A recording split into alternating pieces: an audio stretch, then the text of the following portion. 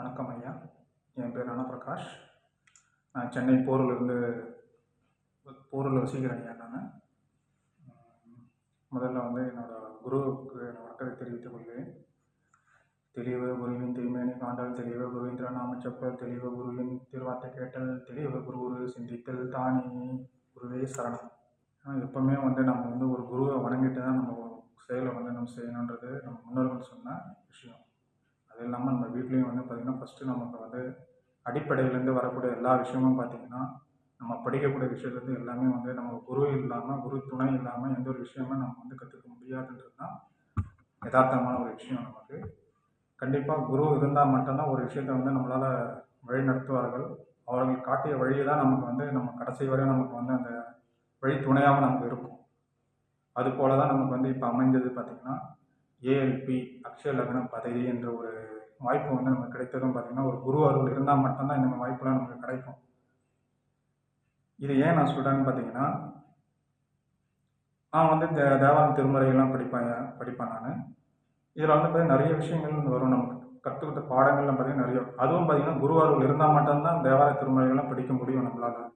அதுபோல் பார்த்திங்கன்னா திருவாசகம்னு சொல்லிட்டு நம்மளுக்கு வந்து ஒரு பதிகம் வந்து இருக்குது. அது பார்த்திங்கன்னா வான் கலந்த மாணிக்க வாசகரால் எழுதப்பட்டதுன்னு சொல்லிட்டு சொல்லுவாங்க எல்லாருமே. அது பார்த்திங்கன்னா மாணிக்க வாசகர் கைப்பட வந்து எழுதப்பட்ட ஒரு விஷயம். யார் சொல்ல வந்து எழுதப்பட்டதுன்னு பார்த்திங்கன்னா சிவபெருமான் சொல்ல மாணிக்க வாசகர் எழுதிய வந்து தான் திருவாசகம்னு சொல்லிட்டு சொல்லுவாங்க.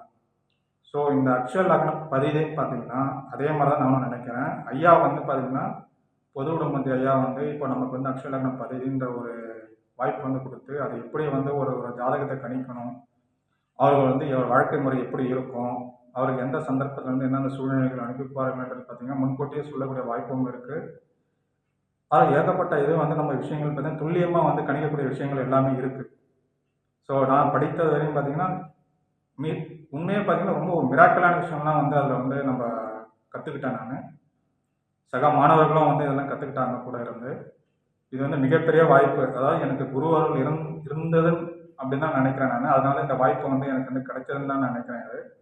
இது ஏன் நான் மாணிக்க வாசகரோட ஒப்பிட்டு பேசுகிறேன்னு பார்த்தீங்கன்னா, எப்படி வந்து மாணிக்க வாசகருக்கு வந்து சிவபெருமானே வந்து அவர் சொல்ல மாணிக்க வாசகர் எழுதி கொடுத்த திருவாசகம் அதே போல தான் நான் வந்து உணர்றேன். நான் இந்த ஏஎல்பி அக்ஷய லக்னம் பதவியும் ஐயாவுக்கு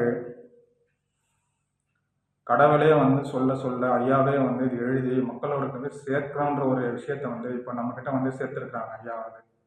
இது எவ்வளோ பெரிய விஷயம்னு பார்த்தீங்கன்னா இருக்கிறதுல மிக மிக பெரிய விஷயம் நமக்கு. இந்த வாய்ப்பை வந்து நமக்கு கொடுத்த அந்த குருவுக்கும் மற்ற ஆசிரியர் பெருமக்களுக்கும் நம்ம வந்து இதை வந்து நன்றி கடமைப்பட்டு இருக்கோம். இதனால் இதை நான் எப்படி வந்து கற்றுக்கிட்டேன்னு பார்த்தீங்கன்னா, நான் எங்கேயும் போய் யூடியூப்லேயும் எங்கேயும் வந்து சர்ச்லாம் பண்ணல. நான் ஃபஸ்ட்டு வீட்டில் எங்கள் அம்மா வந்து எப்போயுமே வந்து டிவியில் பார்ப்பாங்க, என்னென்ன ஜாதகம் பார்க்குறாங்க, காலையில் என்ன பார்க்குறாங்க இதெல்லாம் பார்ப்பாங்க வீட்டில்.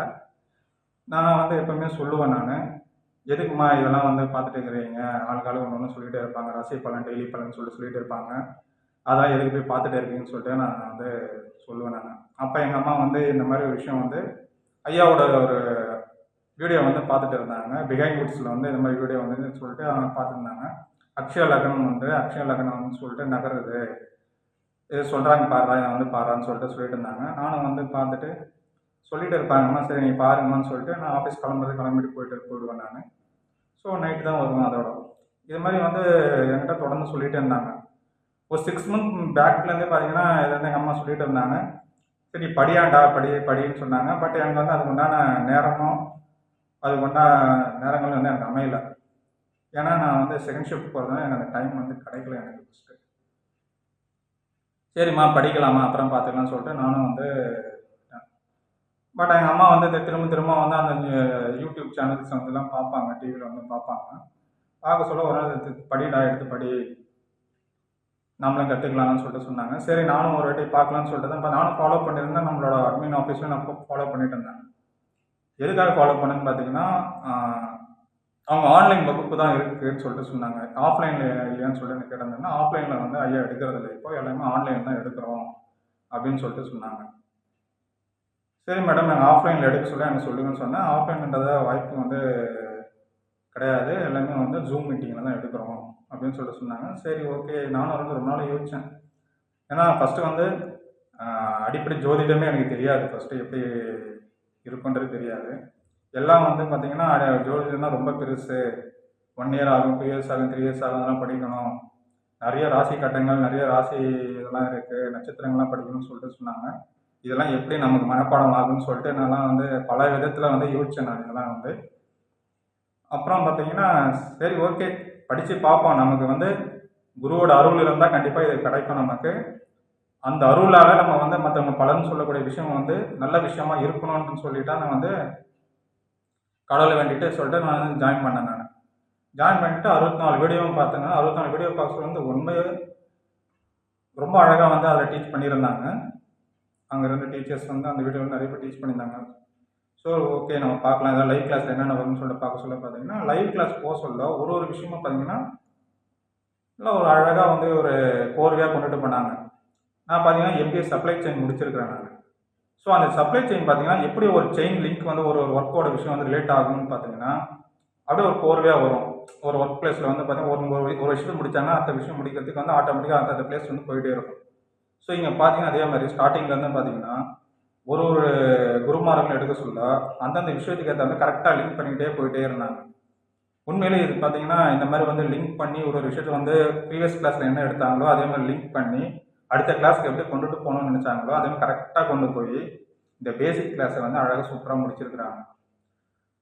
உண்மையே இந்த ஏஎல்பி வந்து எனக்கு கொடுத்த பொதுவுடைமூர்த்தி ஐயாவுக்கு வந்து மிக மிக வந்து கோடான கோடி நன்றிகளை வந்து தெரிவித்துக் கொள்கிறேன் இப்போ நான்.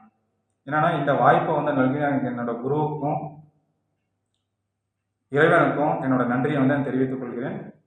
மேலும் படிக்கணுன்றதை வந்து ரொம்ப வந்து மிகப்பெரிய ஆசையாகவும் இருக்குது. அடுத்த அட்வான்ஸ் கோர்ஸ் வந்து எப்போ ஆரம்பிப்பாங்கன்னு எங்களுக்கு தெரியல. பட் அதை ஆரம்பிக்க சொல்ல கண்டிப்பாக அந்த கிளாஸ்லேயும் வந்து இருக்கணும்னு சொல்லிட்டு அந்த குருவுக்கும் இந்த இறைவனுக்கும் வந்து வேண்டிக்கிறேன் நான் ஃபஸ்ட்டு நான்.